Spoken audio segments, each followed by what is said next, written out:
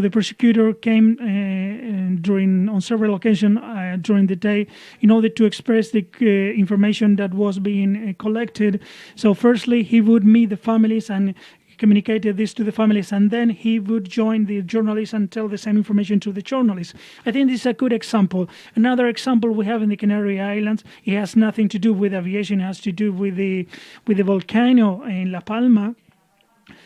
So we have a single speak person. He's not a politician. He has no direct responsibility in emergency, but he gathers the information from civil protection services and from the scientific environment, from the scientific field, so that he can spread this information to the people where many people have lost their properties and where you cannot breathe properly because of the ashes. So giving information quickly is a first answer that contributes to the protection of the citizenry and also to the protection of the families and of the families of the air crisis victims. The first things that journalists have to take into account when covering an air crisis: empathy and respect for the victims. Respect for the identity of the victims, and also empathy for the victims and the suffering of the families. With the Espana, we had some very regretful events that have been shown. We had some pictures that were spread showing the hangar where the remains had been left. This was disgusting and increased exponentially the suffering of the families. But also because there was no official answer, the target of the media was on the families. And this made that the airport of Gran Canaria, where many people came desperately looking for information, so some pictures were taken, and these pictures didn't provide anything that would only contribute to the suffering of the families. So pictures of people, of the teenagers on their knees, crying desperately because they were not informed about anything. So journalism should start asking whether this should be repeated again, and journalists should wonder whether they would like their mother, father, children, if they were in those circumstances, whether they would like them to be photographed. So the shock phase, and then we start a second phase during which the families are somehow forgotten because the focus of the accident is not there. This is the most difficult phase in order to get to the truth. This is the phase of the investigation. At this point, I think someone mentioned this before, when we have an air crash, in my experience, as I have seen, so in some official offices and in some corporations and in some authorities, there are a lot of information that are uncomfortable, and sometimes they try to hide this information. I'm talking about, when talking about uncomfortable truth, when I talk about uncomfortable truth, I'm talking about the airlines that press their pilot to travel on very adverse meteorological climate conditions. Those airlines that despite the limits of fatigue that a pilot or the members of the crew could stand, those investigation commissions that do not work with the due diligence and that do not issue the appropriate recommendation to avoid an accident to occur again. And 1 year before of the Spanair air crash, an incident very serious had occurred in Lanzarote with a very similar technical cause, and the Commission of Spain had not started any investigation to avoid this from happening again. So some manufacturers of planes, they sometimes have made some design errors that may have fatal consequences. Sometimes we, as journalists, are told that we should not use families as sources of information. I know that in this second phase, which is the most complicated, we have a collaboration, very close collaboration between the families and the journalists. Why? Because families sometimes wonder questions are very convenient, and sometimes the journalists have the possibility to answer to those questions. Without those convenient questions, the journalism wouldn't be able to contribute to the social work that corresponds to journalism, to open the focus on the truth that are intended to be hidden and not to report, but also that this should contribute to the early detection in order to prevent these accidents from happening again. And after this, I would like to put an end to my speech with another picture to tribute the victims and the family. Thank you very much for your attention. Bien, pues para... Thank you. So just to close down this first round, we know we have Thomas roaming somewhere in the world. He's the Senior Vice President for Safety and Security Operations in the Airports Council International. He's been working there since 2020, and he's in charge of all the efforts of promotion and airport operations, from capacities and security and innovation and other fields. He has held a number of different senior leadership roles in the airport of Geneva, in security and operations. And he was in charge of emergency planning and crisis management there, and airport operations over the years. He's been strongly involved in activities in ICAO, and he's now the observer in the ICAO observatory. And so we're really interested to hear about his point of view in regard of, those crucial moments when an accident or crash occurs. So, Thomas, over to you. Thank you. Speaking to you from snowy Montreal, and I have to start by apologizing for having to join you remotely. Rather than being physically present with you in Las Palmas, I unfortunately came down with the flu at the end of last week and was planning on being present with you. But nowadays, taking an airplane while coughing and sneezing is not particularly recommended. I hope you understand. I would like to thank in particular our hosts from Spain and the ICAO team for setting up this virtual connection and allowing myself and a number of others to join the discussions virtually in this symposium. I think that's really important.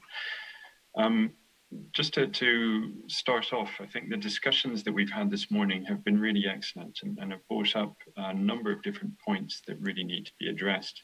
And as I just said, I truly wish that I could be with you in person to exchange and engage on site, as really this is often where the best solutions can be found.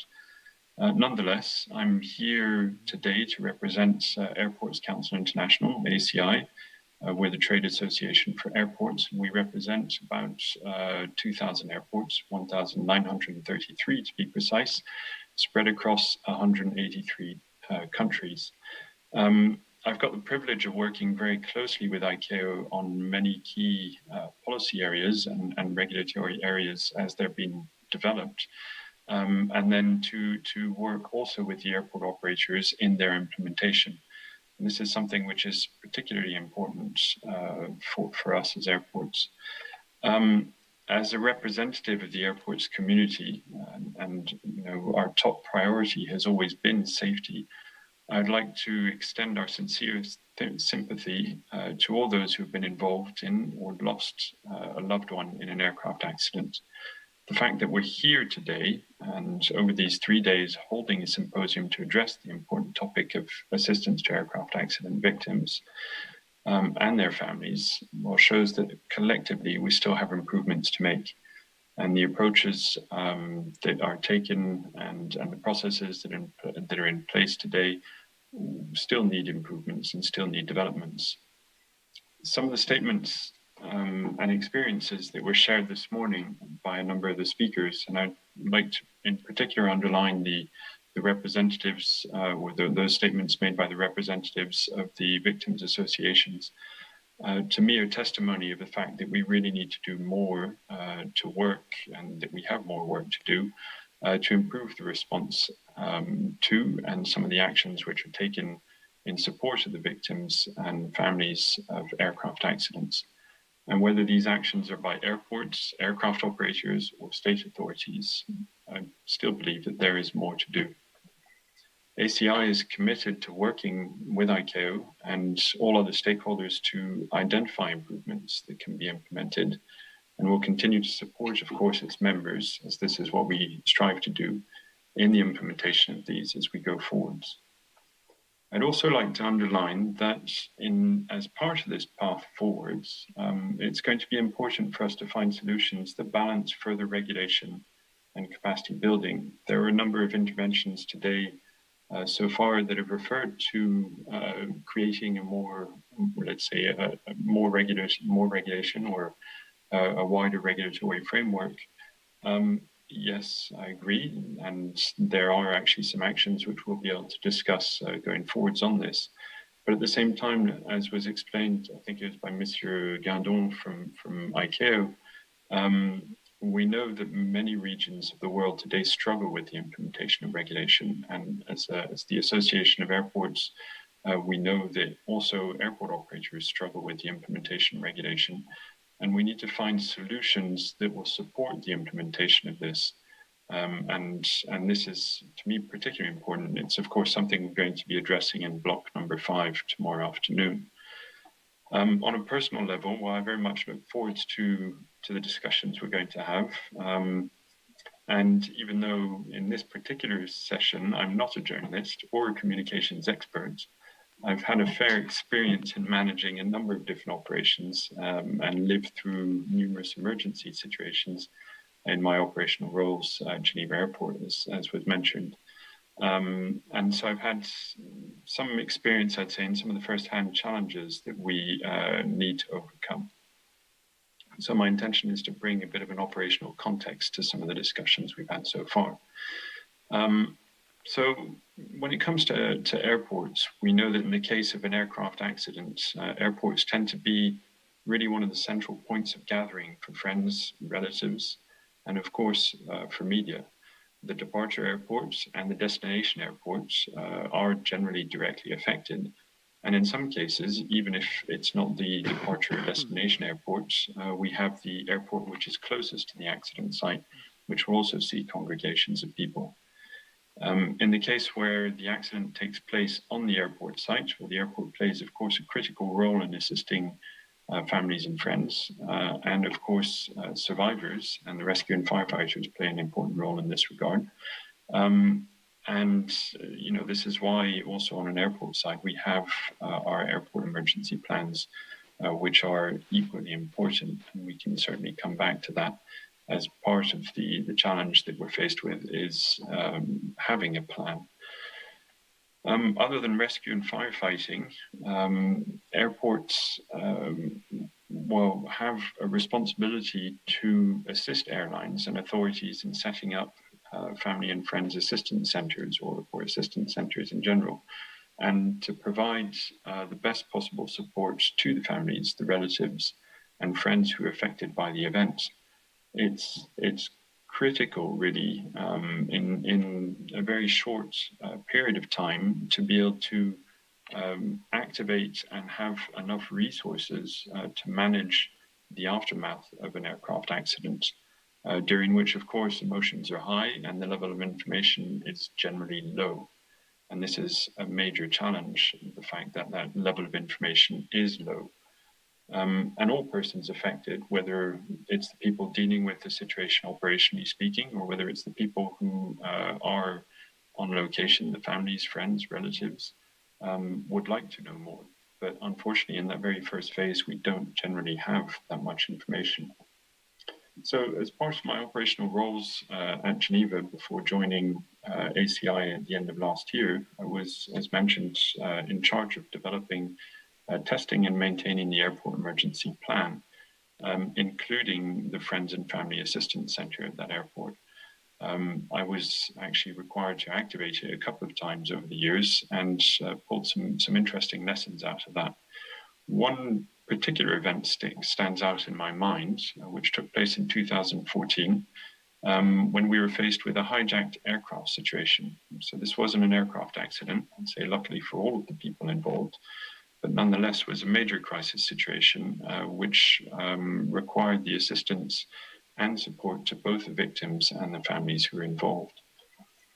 And one of the core challenges we were faced with in those live operations, as well as in a number of exercises that we conducted over the years, was communication of valid and trusted information. And I think this is the core of what we're discussing here. This information needs to be communicated to families and relatives, as well as to the media. And this morning we heard from Monica McVeary, who underlined the importance of communicating validated information to families. She had a couple of quotes on a slide referred there.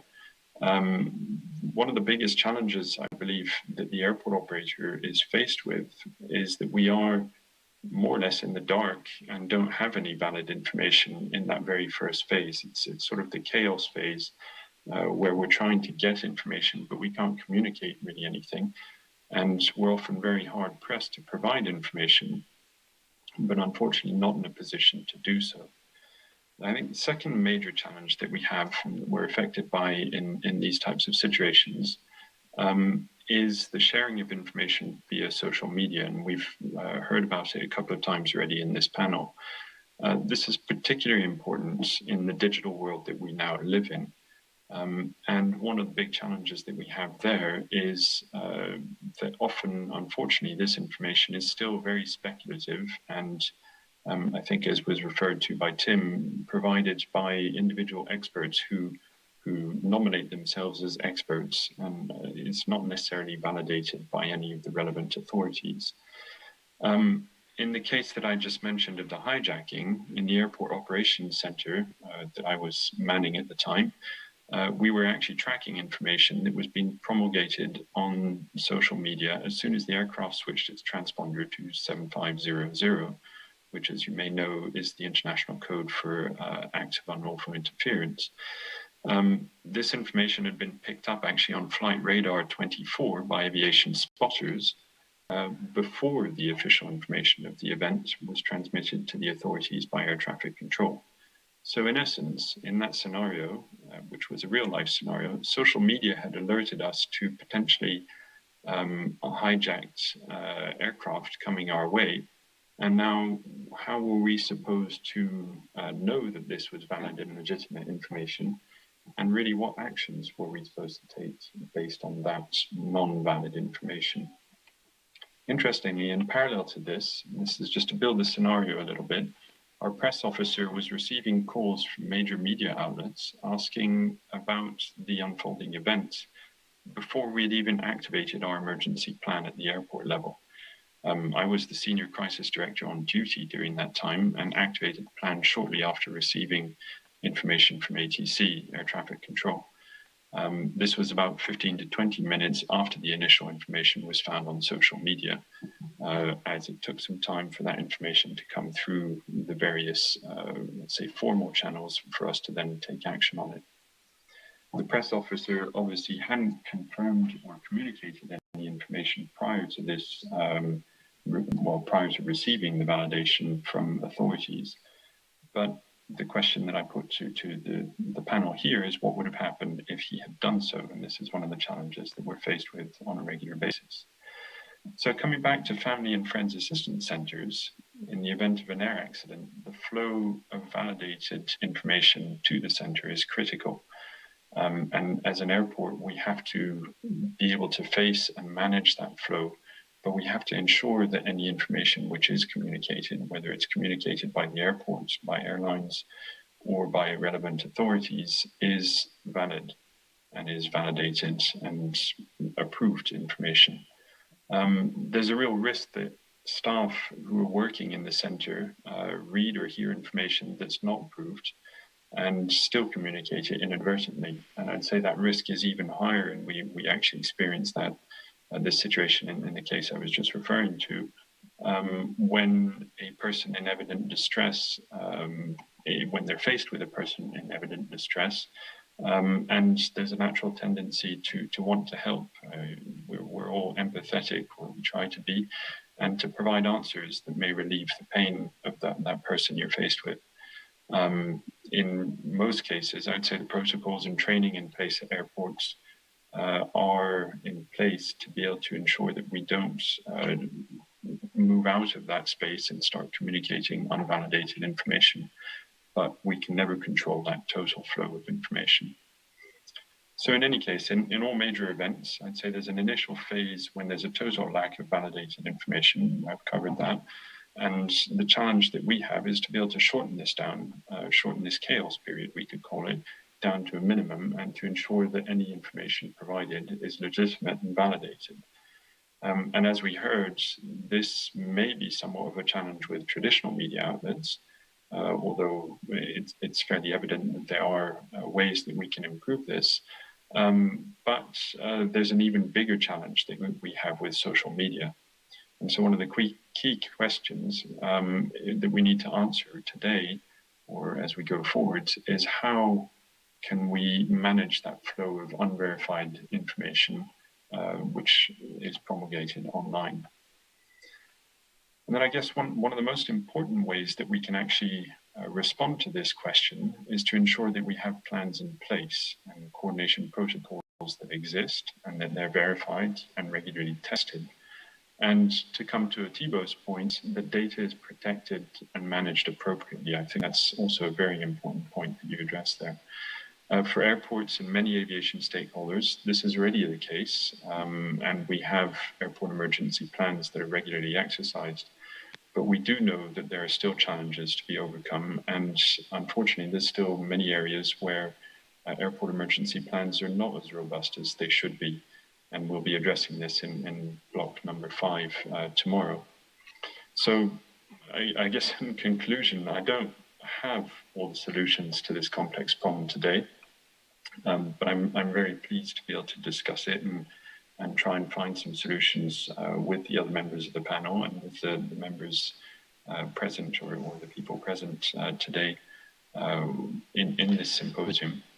And as an organization representing airports, well, we can really support our members in the implementation of any agreed protocols and methodologies as we go forward. So I'd like to thank you and hand back the floor. Thank you very much.